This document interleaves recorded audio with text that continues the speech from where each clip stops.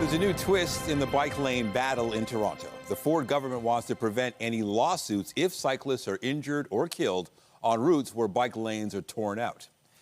Good afternoon. The Ford government's already made it clear it plans to tear out bike lanes on at least 3 major routes in Toronto to ease congestion. And the plan to prevent any lawsuits if cyclists are injured or killed is tucked away in some new legislation. CTV's Mike Walker is covering the story. He joins us live now with the details. Mike. Well, Michelle, Nathan, critics and cycling advocates call this late amendment to the bill concerning and dangerous. We've been speaking with cyclists who use these bikes. They're struggling to understand the government's reasoning. Now, for some time, cyclists and advocates have already been raising safety concerns about the Ford government's plans to remove bike lanes on major roads. We spoke with a personal injury lawyer and cycling advocate David Shelnut, who argues the province could be held liable if a cyclist is injured on a road where bike lanes were removed. Meantime, Mayor Olivia Chow didn't speak directly to this issue, but told reporters this morning that she hopes the city and province can work together to find a middle ground on the bike lane issue. Here's more. People are going to get injured, people are going to get killed, families are going to be devastated, and we want to preemptively wash our hands of responsibility for that. The kind of undemocratic legislative action like this should concern every single person in the province of Ontario. But what I'm concerned most is the safety. I've been doored on Bloor Street without a bike lane. Now I ride on Bloor Street with a bike lane, I feel very secure. That is because of the bike lane there. And safety is always first. It leaves a lot of people who choose to ride unprotected if they do have an injury, especially if they're ripping up bike lanes that are actually been created to protect our safety and to give us a place to move around the city freely. Now, Shelnut tells us he and other lawyers across the province are currently reviewing this amendment to the bill and the bill in its entirety to see if it could lead to any potential legal challenges. Reporting live, I'm Mike Walker. Nathan and Michelle, back to you. Thank you, Mike. Doug Ford, meantime, is defending the government's plan. The premier is in Hamilton today. CTV's Queen's Park Bureau Chief Siobhan Morris joins us live with more. Siobhan. Well, the premier made a prediction that Olivia Chow, despite you just having heard her talking about the importance of bike lanes, he says you'll see Olivia Chow add a photo up with the premier when those bike lanes are removed, driving ahead with the plan to remove them on at least 3 streets in Toronto. The moves that were introduced yesterday late in the game still need to be approved by the whole House, but in a majority government that will happen easily. That vote should come sometime this week. Those changes do include, as was mentioned, barring families of those killed or injured on streets where bike lanes are removed from suing the province. While the premier says his heart goes out to those families, those who lose lives on the road, he is pushing ahead. I want to keep everyone safe across the roads, but do you know who I want to keep safe too? When the firefighters jump in their trucks and they're trying to go down University and they're jammed behind traffic, they can't get there to save lives, or they're trying to go down Bloor Street and it's absolutely backed up from here to Timbuktu, or Yonge Street that doesn't make sense at all. That's who I want to save lives for. Well, the timeline to remove bike lanes on Bloor, University and Yonge is still a bit squishy. The premier says it will happen remarkably fast. We have heard on previous days, though, from the mayor that it can't happen while the snow is flying. Reporting live from Hamilton, I'm Siobhan Morris. Nathan and Michelle, back to you. Thank you, Siobhan.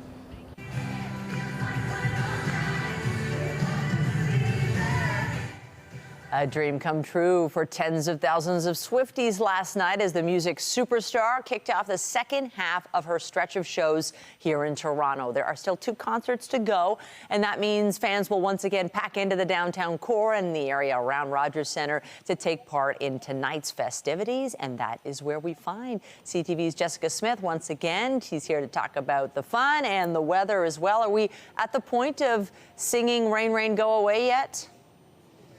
We are. There's like a light drizzle, almost a mist, so it's not enough to rain on your parade, but it will ruin your hair. But the good news is I have on my waterproof pants today. We're doing lots of really fun stuff, and I have some amazing Swifties. There are literally people from all over the world. I have Annika and Carlos here. You're representing the smallest man who ever lived. From Tortured Poets. But what brought you to the city? I know obviously you're a big fan, but what brought you all the way to the city of Toronto?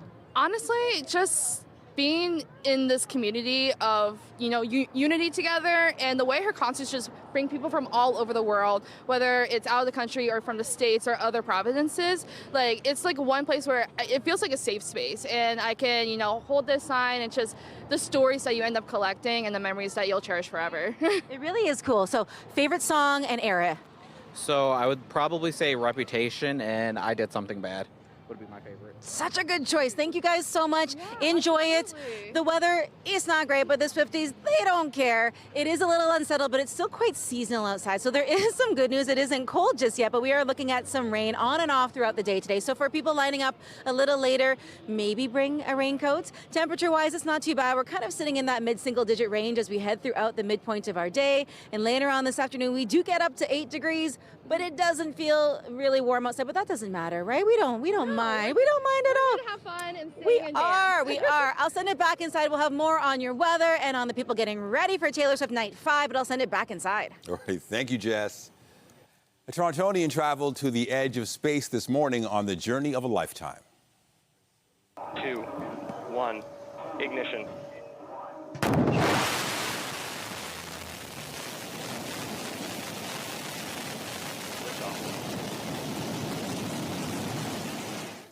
A Blue Origin rocket lifted off from West Texas with 6 people on board. As in previous flights, today's crew soared above the boundary of space. One of the astronauts is Henry Wolfond, chairman and CEO of Bay Shore Capital in Toronto. He spoke after returning to Earth this morning. It's perspective that adds to the mission that I'm on to combat hate and anti-Semitism. And seeing the world from up that high where you don't see the borders, you don't see the divisions, you don't see all of the lines that divide us, where we hate each other.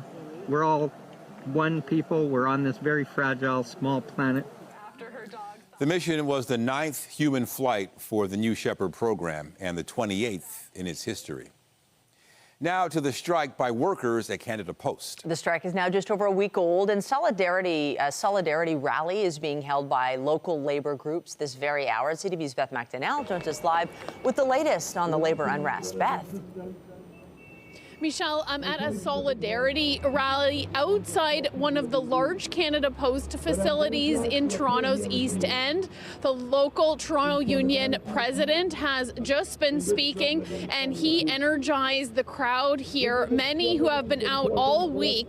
This strike is entering its 2nd week now in this damp, drizzly weather, which some expressed has not been very comfortable. The local president there was saying that they want fair negotiations. People here on the picket line telling me they really want a contract, really want to get back to work. On the other side of things, for one example, there are 85,000 new passports which are now being held back by Service Canada. This is one example. People really want to get those passports that are stuck in the mail. I spoke to one man whose mother died, and he's desperately hoping to get that passport. Meanwhile, here out on the line, some workers are telling me they understand that Canada Post needs to adapt, needs to change. Here's what one worker told me just a short time ago. Not good. It's been too long, and, we're all getting sick by standing out here. And we all would love to get a job, to go back in. What are the issues? What are you hoping for that, really that you're hoping for at this point? What are you hanging on to? Our wages, higher wages, benefits. What do we want? And a contract. Many vehicles are driving by this morning and honking and offering their support. There's still no word when a deal may be reached. Reporting live, I'm Beth McDonnell. Nathan, back to you. All right, thank you, Beth. In Ottawa, 2 Greenpeace activists have been arrested outside the home of Conservative leader Pierre Poilievre. Yesterday, the protesters chained themselves to a mock-up of oil extraction equipment to call out what the organization says is Poilievre's anti-climate agenda. It's not clear whether the Conservative leader and his family were home during the protests. In the U.S., there's been a sudden shakeup in President-elect Donald Trump's team. It happened yesterday, even before Trump takes office in January. CTV's Washington Bureau Chief Joy Malbin reports. He didn't last more than a week. Matt Gaetz, the renegade Republican Donald Trump wanted for America's top law enforcement officer, abruptly said he's out. My confirmation was unfairly becoming a distraction, he posted. I'll be withdrawing my name from consideration to serve as Attorney General. This after more fallout from investigations into Gaetz and alleged drug-fueled sex parties, including sex with an underage girl. Federal documents in the New York Times show an alleged web of payments between Gaetz, associates, and women who testified they were paid for sex. Gaetz has long denied any wrongdoing, but his nomination became toxic, and he didn't have the votes, even among Republicans. I know enough people that were a hell no in the conference to know that the path would have been very, very difficult. Holy sh**. I didn't see that coming. Now that Gaetz isn't in Congress or a cabinet pick, he dodges that ethics investigation. I think that this should end the discussion of whether or not the ethics committee should continue. President of the United States. Up on Capitol Hill, another troubled Trump pick for Defense Secretary Fox News host Pete Hegseth, a decorated war veteran who Trump likes, appealing for Senate support, but dogged by troubling new details in a 2017 California police report. A woman claims Hegseth raped her, took her phone, blocked the door, and she remembers saying no a lot. The matter was fully investigated, and I was completely cleared, and that's where I'm going to leave. Hegseth was not charged and paid his accuser in a confidential settlement. Joy Malbin, CTV News, Washington. A measles outbreak in New Brunswick is spreading. There are now 44 confirmed cases in the outbreak that began last month with a single travel-related case. The health department says all the cases are in Fredericton and the Upper St. John River Valley. Most of the people infected are under 19, and all of them are unvaccinated. CTV's Renee Rogers is following this story. She joins us now live. Renee, bring us up to speed on what the latest weekly report says about this situation.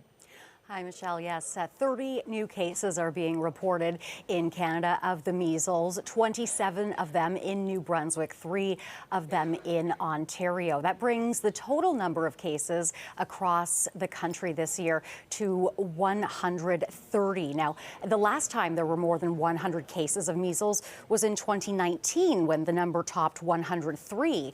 Now, this jump was largely expected, not just because measles is highly contagious, but also because the last update only contained numbers up until November 2nd. And that was the day after that outbreak that you're talking about in New Brunswick was declared, after a single infected traveler brought the virus to Fredericton and parts of the Upper St. John River Valley. But interestingly enough, Michelle, there is some discrepancy in the numbers today. So today, the Public Health Agency of Canada is reporting that the total number of cases in New Brunswick right now is 40, but it was just a couple of days ago that that province confirmed that there were in fact 44 cases of the virus. So we have reached out to try to figure out what accounts for that sort of discrepancy there, but either way, it is the highest number of cases that that province has seen in more than 30 years. One good thing, Michelle, no new deaths reported. That number remains at 1. Tragically, it was a 5-year-old child in the city of Hamilton who was unvaccinated. I remember that story. It's unfortunate that we're seeing a resurgence in measles cases. Is the spread, the situation in Canada, expected to become worse? What are officials saying? That is what they're saying, Michelle, is that it is expected to become worse because, first of all, the virus is highly contagious. It is easily spread from one person to another. And the other reason is that this surge is being seen worldwide. In fact, according to the World Health Organization, there was a 20% jump in the number of measles cases between 2022 and 2023. And of course, that's going to increase the odds that the virus will find its way over into Canada with infected travelers. Now, according to the Public Health Agency, there are only two ways you can avoid getting the measles, essentially. And one of them is if you've had it before, then you do have some immunity. The other is to be fully vaccinated against the measles. They say that is almost 100% effective. Just really interestingly, though, I will also note that right now, 2-year-old kids, according to the latest numbers, are about 91% covered when it comes to vaccination. Canada's goal is 95%. So, we're not quite there yet. We are still behind. And just quickly, a couple symptoms that you want to be watching out for: fever, cough, runny nose, red, watery eyes, and then, of course, that rash that appears 3 to 7 days later. If you think you've been exposed, you're advised to self-isolate and call your local healthcare provider for next steps. This is great to know. CTV's Renee Rogers live for us in the CTV National Newsroom. Thank you. You're welcome. Turning to a significant development in the suspicious death of a baby at a Midtown apartment this week. The baby was found dead on Wednesday. The mother is now facing charges. CTV's Janice Golding has the latest on the investigation. Police tape seals a garbage chute and the door of the apartment beside it as an officer stands guard. Meanwhile, a special constable sits outside the compactor room on the main floor. I saw the kid, I knew the dad, and it really got to me. Emotionally, I'm drained. I'm saddened, really, really saddened. I didn't have a good night last night. Residents who live on the 8th floor where the 4-month-old went missing saying they've lost sleep over the infant's death. Shaky. I feel like I want to cry. I put a candle in the window last night. Police say the baby's father reported the boy missing. The baby was located soon after and life-saving measures were performed, but the infant would be pronounced dead in hospital. When he was shaking like a leaf, he was very, very upset. He was just going, come back, come back. William says he saw the child's father in the lobby around 5:30 a.m., calling the child's mother. A woman police have identified as 30-year-old Caressa Edwards, who has been charged with failure to provide the necessaries of life. I've seen her once or twice in the hallway, and she's skipping along, giggling and stuff like that. I was like, hello. She goes, Edwards appeared in a virtual courtroom today via phone from a Toronto hospital. I'm surprised and I'm kind of shocked at the same time. A publication ban regarding any information divulged in court is in effect. Janice Golding, CTV News. Turning now to a miraculous tale of survival for a Toronto cat. She fell from a 19th-story balcony and is now recovering. CTV's John Musselman reports. They say cats have 9 lives, but this little girl may have 19. That's how many floors she fell from an apartment balcony. She had broken many bones in both of her front paws, and she'd punctured a lung. Her name is Lara, and she's about a year old. The balcony fall was an accident. She landed in some bushes at ground level. Part of it is luck. Cats do tend to fall on their feet, but 19 floors is a long, long way. I'm sure the bushes probably broke her fall a little, but I think luck had a lot to do with it. The Humane Society is respecting the owner's privacy. The person couldn't afford emergency veterinary care. That's when the Toronto Humane Society got involved. So the ability for us to be able to reunite her with her caregivers who did everything they could, they just couldn't afford the emergency care in the immediate aftermath. They did the right thing in bringing her into us. We were able to help her out, and then we're able to reunite her with the loving home that she already had. After emergency treatment and 2 weeks of care, Lara is well on the road to recovery. See, she's happy, she's seemingly healthy, and she's coming along with her recovery really well. She no longer has the splints on, she's not wearing a cone, she's really in the final stages.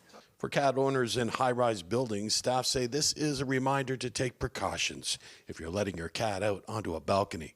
I'd say balcony falls don't happen all the time. They're not terribly common, but they do happen from time to time. So it's really important that people, if they are going to be letting their cat onto the balcony, in Toronto, not many of us have too much outdoor space other than our balconies, that they do their best to try to block it off so that this can't happen to them. So there's a lot of netting products that you can get that can really close in the area and make it more safe. Lara will be receiving foster care for a few days before she is reunited with her owner. John Musselman, CTV News. York Regional Police launched their Festive ride season campaign this morning in Vaughan. Deputy Chief Kevin McCloskey said police won't back down in their efforts to protect fellow road users from impaired drivers.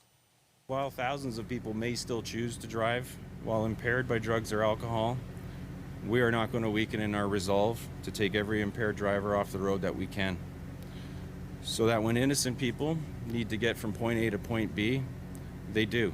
And they arrive home, to work, to their friends and loved ones' homes safely. The ride spot check was held at Jane and Highway 7, where a deadly impaired driving crash happened last year. Police say 3 people have been killed in impaired-related crashes in York Region in 2024, and dozens more injured. It has been a little unsettled to start the day here for day 5 of the Taylor Swift concert stint here in the city of Toronto, but it really hasn't impacted the crowds. There are still hundreds of people outside taking pictures with the friendship bracelets and getting ready for the show tonight. The good news is we do get a little break into the afternoon and early evening, so if you do want to come down, it won't be a wash of a day. Coming up, I'll have a full look at your long-range forecast, let you know how long the rain is sticking around, as well as those gusty winds. All those details after the break.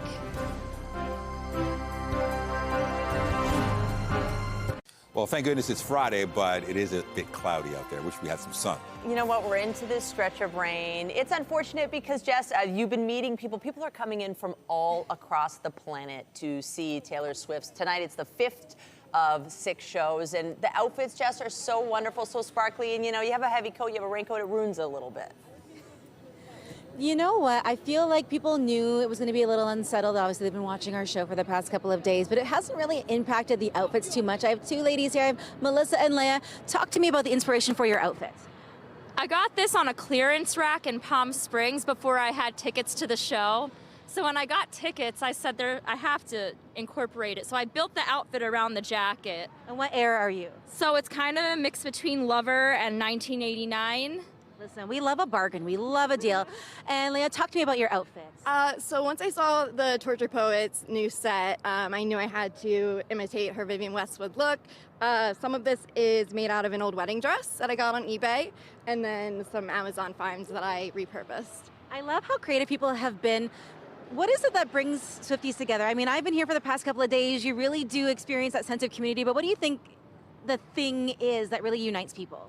The relatability, I mean, the relationship she's built with the fan base, I would say. Yeah.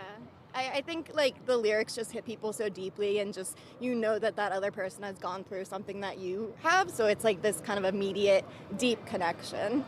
And I love that part. And I think, too, this really is international. I've met people from all over the world, yourselves included, and it is so cool. Ladies, thank you so much. Enjoy the show tonight in your fabulous outfits. Thank you. The rain, it's here for now. It's a little drizzly, but overall, it really hasn't dampened spirits too much. There are still hundreds of people outside getting ready. Now, temperature-wise here in the city, we're sitting at 6 degrees, the same through Windsor, 5 through Ottawa. As we make our way in towards the afternoon, we'll sit at about 8 degrees, so we're still holding on above seasonal, but we do have a fairly gusty northwesterly wind into the afternoon, so keep that in mind. It will impact your day a little bit. It's not so much the amount of rain, it is the wind out there. As we head into this evening, sitting at 6, again, we are still above seasonal, but that wind will make it feel a little cooler, but everybody experiencing this bit of a warmth. The bulk of this low has made its way further east, but we are still experiencing a few troughs as they make their way across southern Ontario, impacting us here in the GTA. The good news is for the folks coming out to the show, getting closer to when Gracie Abrams hits the stage around 7 o'clock, a lot of it does clear out. So we do get a little bit of a break throughout the afternoon and early evening. Temperature-wise, again, we're holding on just above seasonal throughout the overnight and into the day tomorrow. Our weekend remains a little unsettled. We do get a few breaks here and there. So if you're heading out to the final night 6 of the 6 Taylor Swift shows, it shouldn't be too bad. Into Sunday, we are still holding on to some cloud cover with a few peaks of sunshine. We are closer to that seasonal point through your daytime highs right throughout the weekend. We get a bit of a break from the active weather on Sunday, but overall, the daytime highs close to seasonal, the overnight lows sitting well above where we should be.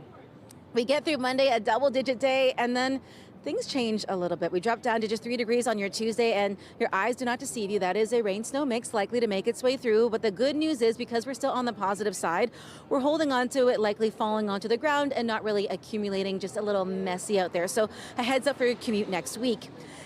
Temperature-wise, those overnight lows do get pretty chilly, so keep that in mind. It is going to be a little fresh as we step in towards the end of next week. But there are Swifties from all over the world, and it has been an exciting day. Now, the rain has impacted a little bit, you know, people making their way out and about, but there are still hundreds of people taking pictures in front of their friendship bracelets, doing their thing, having so much fun.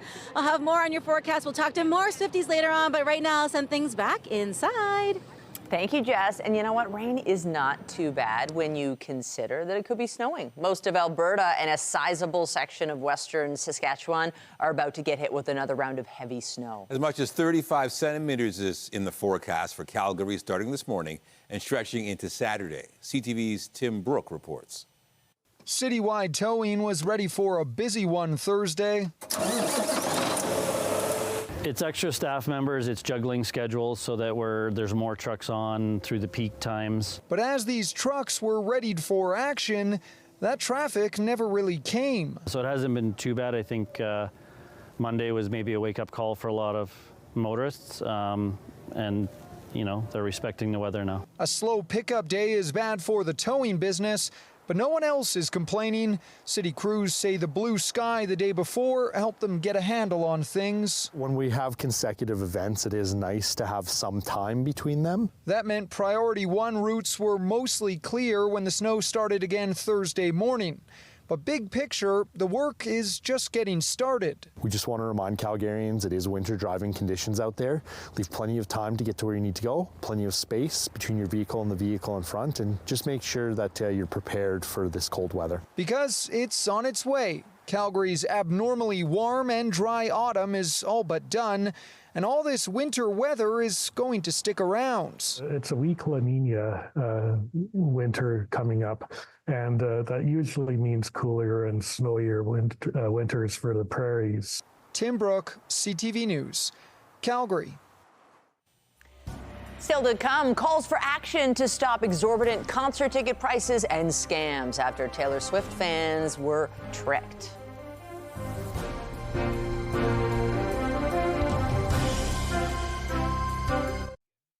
There's no doubt that Taylor Swift concerts have left many fans overjoyed, but sadly, there are also people who've been caught in ticket scams. Ticket fraud and sky-high prices for concert seats have some politicians calling for changes to the way tickets are sold in Canada.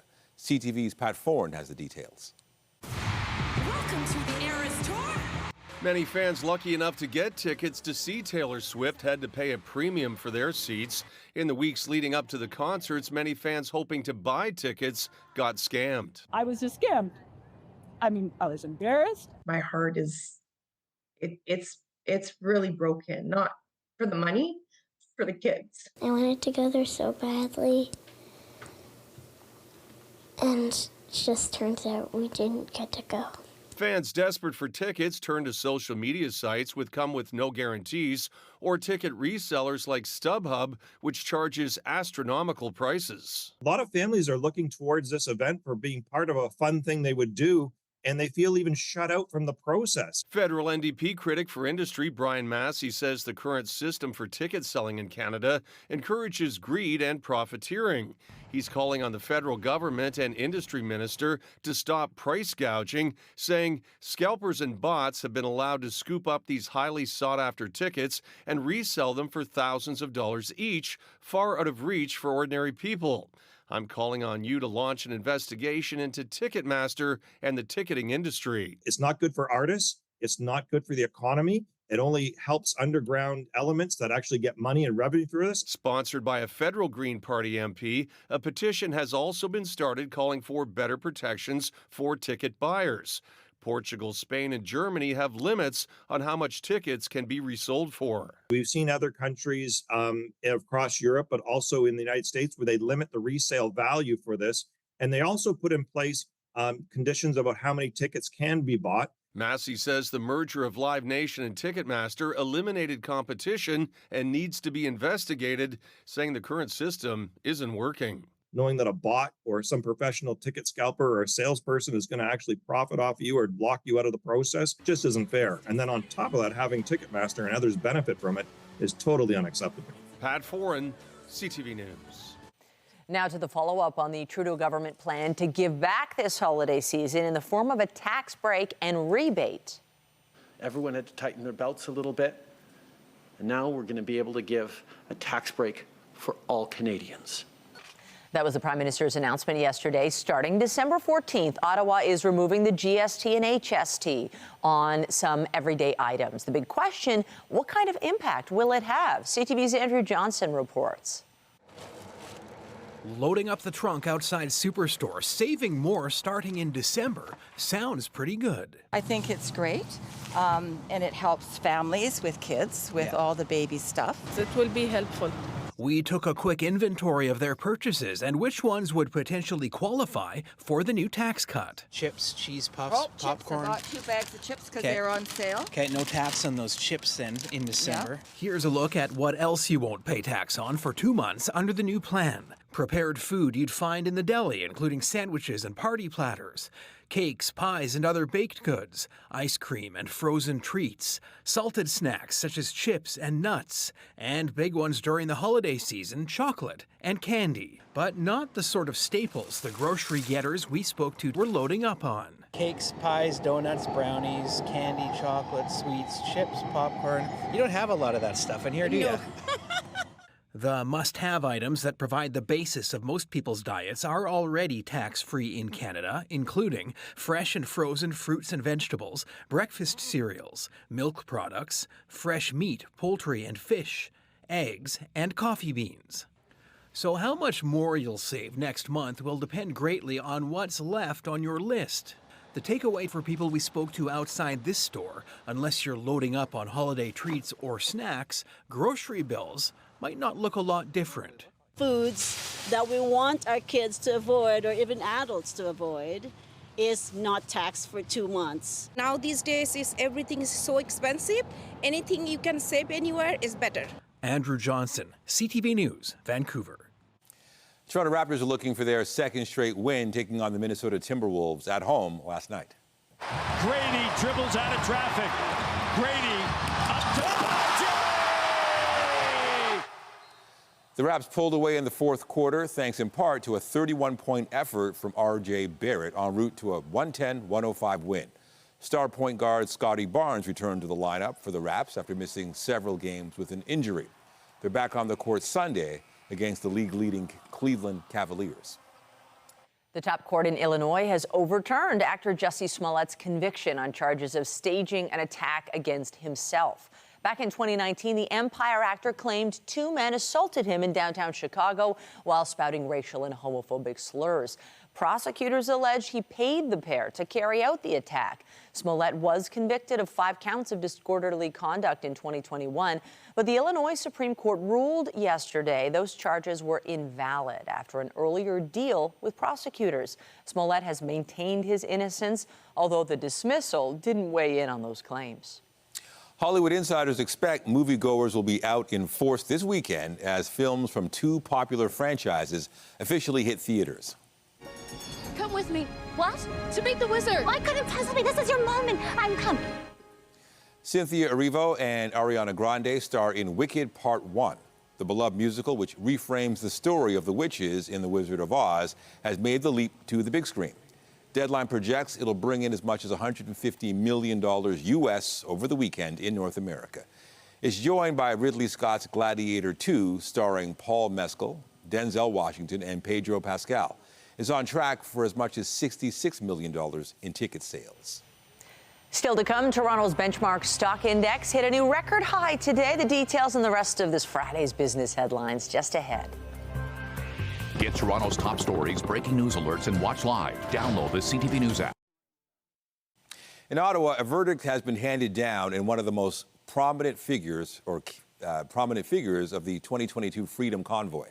Pat King was found guilty of mischief, counseling others to commit mischief, counseling others to obstruct police, and 2 counts of disobeying a court order. His defense argued he was peacefully protesting during the demonstration. But the Crown alleged King was a protest leader who was instrumental to the disruption it caused the city and people who lived and worked nearby. Ontario is joining the National School Food Program, helping to ensure students receive the nourishment they need. The Prime Minister making the official announcement this morning. Well, when I see a school community like this one pulling together to deliver for each other, when I see all the advocates in this room have been fighting for greater opportunities for their kids, I see Canada at its best. I see Canadians at their best. This is what we're stepping up on, and to be able to say from the very get-go, the Ontario government was strong and enthusiastic about moving forward, about getting to this point and getting food more food into schools and into kids' bellies as quickly as possible is how Canada should work. Ottawa says the $108.5 million initiative will provide meals to 160,000 more students in the province this school year and insists two-child families will save $800 in grocery bills annually. The program will be introduced over 3 years. Toronto stocks traded at a new record this morning. Andrew Bell of BNN Bloomberg brings us the latest in business. Hello there, here are your business headlines. Toronto's benchmark stock index hit a record high today above 25,400, lifted once again by railroad stocks. Some investors think that North American rail carriers will see a freight boom as shippers try to move goods ahead of tariffs pledged by U.S. President-elect Donald Trump. Toronto's benchmark is up just over 21% this year versus a gain of 25% for America's S&P 500. Shares in Gap jumped 9% after the clothing seller raised its full-year forecast. The company has been attracting wealthier shoppers seeking low prices. Chief Executive Richard Dixon said the company continues to, quote, see share gains from our middle and higher income cohorts. He specifically mentioned consumers who earn more than $100,000 US a year. And finally, TD investors burned by the bank's money laundering mess in the US are turning the spotlight on the lender's board. Bloomberg's Christine Dobby says 2 shareholder groups filed a resolution with TD calling for an outside review of board governance. Almost every TD director sits on at least one other public company board. The chairman, Alan McGibbon, is even chair of another big company, flight simulator firm CAE. That's the latest in business. I'm Andrew Bell of BNN Bloomberg. An Ontario mother is sharing her son's troubling experience with walking pneumonia. It comes as medical experts warn cases of the illness are on the rise. CTV Sarah Plowman reports. 11-year-old Aston's cough wouldn't fade. It got worse. It was kind of like a barking cough. Like it didn't sound good. A chest x-ray revealed he had walking pneumonia, a respiratory infection caused by the bacteria Mycoplasma pneumoniae. Soon his younger brother was sick too. You think it's just a cough. You think it's just a fever. It's just the sniffles. It's just, it's just a flu or something. You don't think that it could be pneumonia. Walking pneumonia gets its name from how patients feel. You'll be sick, you won't feel great, but you'll still be functional and walking around, but kind of tired and have that cough. Cases have climbed this year in Canada and the U.S., where the Centers for Disease Control notes they've especially seen an uptick in cases among young children. At the IWK Health Centre in Halifax, there's been 147 cases this year, 13 times more than last year. Doctors in Quebec, Ontario, and BC are also reporting an increase. A lot of these viruses and bacteria, so Mycoplasma is a bacteria, they come in waves. Doctors point out how during COVID, kids were at home and wearing masks, which meant low rates of Mycoplasma. The kids are back at school, they're taking off their masks, they're going to Taylor Swift concerts, etc. There's a lot more mixing going on. It's spread through coughs and sneezes, can look like a sore throat, fever, or a slowly worsening cough. I think the first thing is not to sound an alarm that people have to freak out. Mild disease will get better without any treatment. Dr. Rubin urges people to seek medical care if they have a persistent cough, fever, or have difficulty breathing. These two got better thanks to antibiotics. Doctors say the incubation period for walking pneumonia can be quite long. A person can be exposed to it and not show symptoms until a month later. Sarah Plowman, CTV News, Fredericton. New figures show hundreds of Ontarians could continue to be hospitalized each week with COVID-19. Public Health Ontario released data from the week ending November 16th. During that period, 11.4% of lab tests came back positive for the virus. That's an ongoing drop from weeks before, but still considered a moderate level of spread. 674 hospital beds were occupied by COVID patients in that time, and 8 died. With updated COVID-19 vaccines available, medical experts say they're the best way to remain protected against more severe outcomes. Next, we got a peek at a new housing initiative that got underway in Etobicoke this week. Homes have been specifically designed for deaf-blind residents, a first of its kind in North America. CTV's Pauline Chan has the details. I also play the drums over there, too. 82-year-old Nazir Strejko has been living in Rotary Cheshire Apartments for 32 years. It's the first independent living residence in the world specially created for the deaf-blind. When I lost my vision, I lost my good independence. Strejko can hear a bit using his cochlear implants, but became blind some years ago due to Usher's syndrome. But he still leads an active life, going to the gym, traveling, and even cooking for himself. That's why the special features in his building are so helpful in maintaining his independence.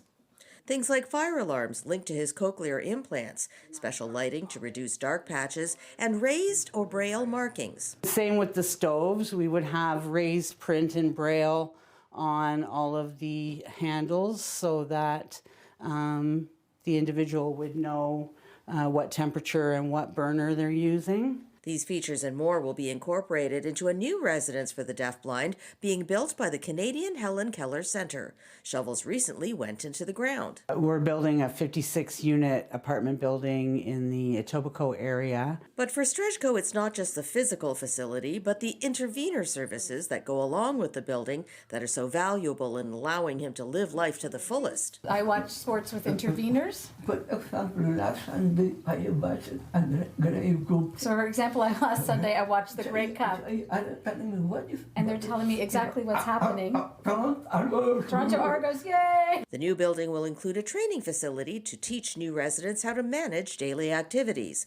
Ontario's deaf-blind population is nearing 250,000, and there's an urgent need for affordable, accessible housing. They hope to open the new apartments in July of 2025. Pauline Chan, CTV News. Coming up, a man who was saved as a child from an almost near certain death meets the Good Samaritan who saved him.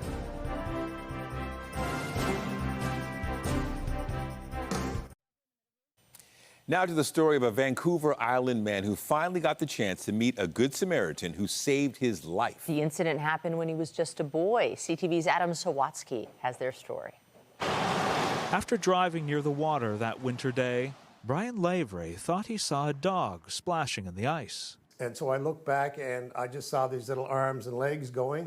Without thinking, Brian raced into the frigid water, so far it reached his chest, and found a small child floating face down. It was traumatic because I was afraid that when he stopped moving, that something terrible had happened. When Brian turned the body over, he saw a little boy's face as red as a beet. And he let out a big blast of air. You know, it was a gift. I was so grateful. That was 1968. Brian was barely 18, and the boy he saved, Michael Pickup, had just turned 2. And that was the last time I saw Michael until about 3 weeks ago. Until the now grown-up Michael came across this old newspaper article about the day he was the child saved from drowning, and realized this was far more than just a story about him being an adventurous toddler. And I think it was just that hit of, okay, had it not been for this guy, I'd be dead. I wouldn't be here today. So Michael started searching for Brian online from BC before finding him in Nova Scotia and then flying across the country so they could meet each other for the first time in 56 years. It was like we had known each other without knowing each other. It was moving. Yeah, it was really quite lovely. Well, Brian had received multiple thank you letters from Michael's family at the time, calling him brave and a miracle. Michael finally got to express his gratitude in person, calling Brian a hero. That touches you in a way that you can't really put into words. Adam Sawatsky, CTV News. Isn't that the most heartwarming story? Let's check in on Jess. She's outside Rogers Centre. Jess, the concert's hours away, but you know there are going to be fans there. There have been fans here, Michelle, since this morning. I have more with me now, and they're fabulous, sparkly fits. They all have themes to them. What is it about this Taylor Swift community that really draws people in? I think just it's so welcoming, and I always say, like, with her music, it's like she's taking a page out of our diaries and writing it for us. Like, she knew exactly what we've been through, and it's just it brings everyone together. We all have these shared experiences, and getting to be in a crowd of people that understand you is really great. What inspired your outfit today? I just really like the rep era, and it looks good. Yeah. You have to show her boots, Francis, because she's got the boots. She's got the boots. Okay, favorite song and era? Reputation era, and then favorite song is Dress. Only bought this dress. The dress. And favorite song and era? My favorite era is 1989. Favorite song, I don't know. I like so many. I bop along, and I didn't think I knew the words to stuff, and I'm singing along to everything, so everything is so happy. It is. I think joy is kind of the word of the day and the word of this whole entire thing. Ladies, thank you so much. Enjoy the concert. The weather is not the greatest, but you know what? We don't mind. When you have glitter on, it doesn't matter. And honestly, temperature-wise, it could be worse. We are into the end of November. 6 degrees right now here in the 6, and it's not too bad. The wind is a little breezy, but overall, as we head in towards the weekend, it's not so bad. All right, we're going to say bye. We're getting ready for Taylor Swift Day 5. We'll send it back inside. All right, can't wait. Thank you, Jess. Awesome outfits. For sure. That is CTV News at noon. Remember, you can get Toronto's breaking news all day long on CP24 and at ctvnewstoronto.ca. For Jess Smith and the whole team here, have a pleasant afternoon. I'm Michelle Dubé. And I'm Nathan Downer. Be sure to join us later for CTV News at 5 and 6. Have a great afternoon.